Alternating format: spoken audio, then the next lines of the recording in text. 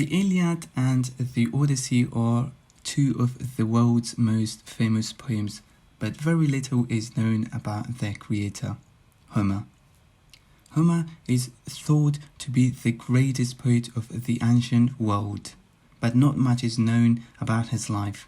Historians think that he was born around 750 BC and that he lived near the island of Chios. Because we don't know much about Homer the person, many scholars think that his poems are the best way to learn about his life.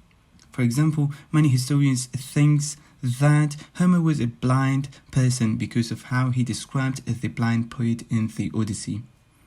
In Odyssey, the poet is shown as a blind performer who works for local kings. This gives us some ideas of what the poet's life was like when he was doing his job.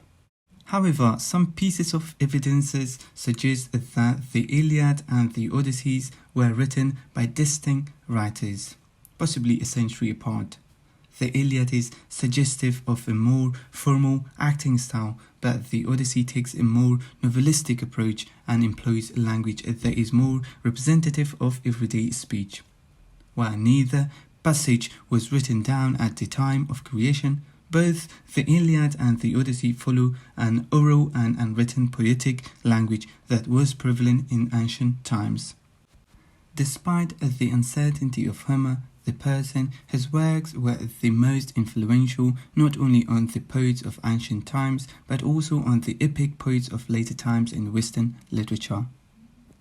In his poems, he depicts a most famous fictional story of ancient Greek.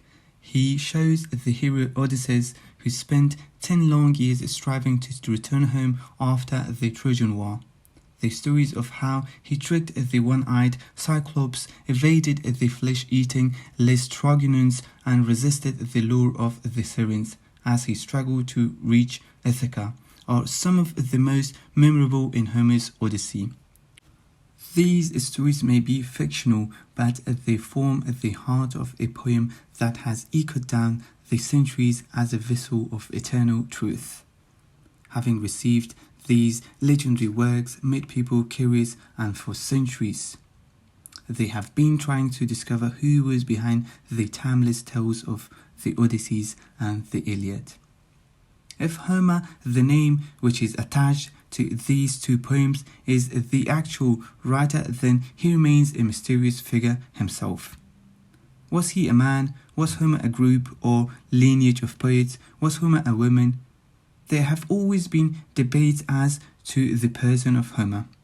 Many places claim to be his birthplaces. However, for most people in ancient times, it's believed that the two epics were the products of a single male mind. Also, some scholars try to analyze his names to find clue about his life.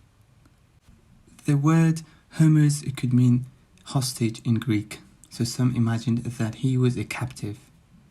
Or the word Homers also mean blind person, which some also imagine that he might be a blind person. It is possible that the blindness of Homer was a myth, invented to account for the fact that the Homeric poems originally evolved orally, before the development of writing in Greece, by being performed and passed down from bard to bard. Like the blind poet Demodocus in the Odyssey, a bard would have sung the poems before an audience, repeating passages and set phrases such as godlike Odysseus to satisfy the poetic meter. Nevertheless, whether Homer was a she, a he, or a they does not diminish the greatness of the Iliad and the Odyssey, and this can be seen by the fact that the two poems have come down to us in a continuous tradition. Homer's work as hugely influential on Greek culture and scenes. From his works appeared in Greek sculpture, Greek poetry, and in Greek tragedy and comedy. He was studied as part of Greek education, and the legends within his work would influence Hellenistic culture, Roman culture, and far beyond.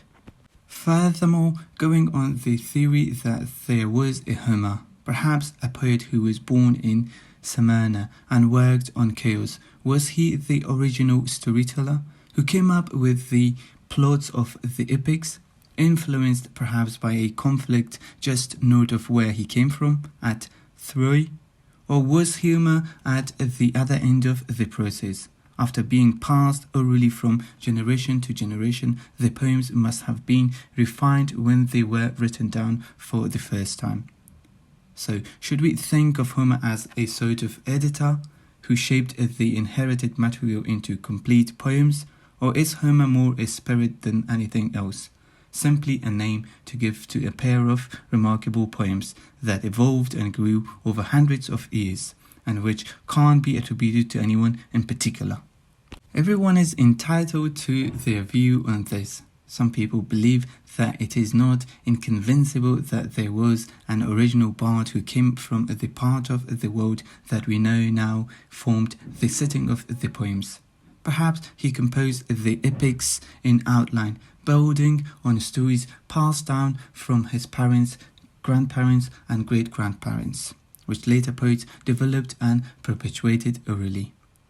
It's for each of us to decide whether to believe in one Homer or many, in a blind poet or in a spirit that captures the most astonishing process of preservation of stories told long ago. What is important is that we have the poems at all and continues to recognize their worth.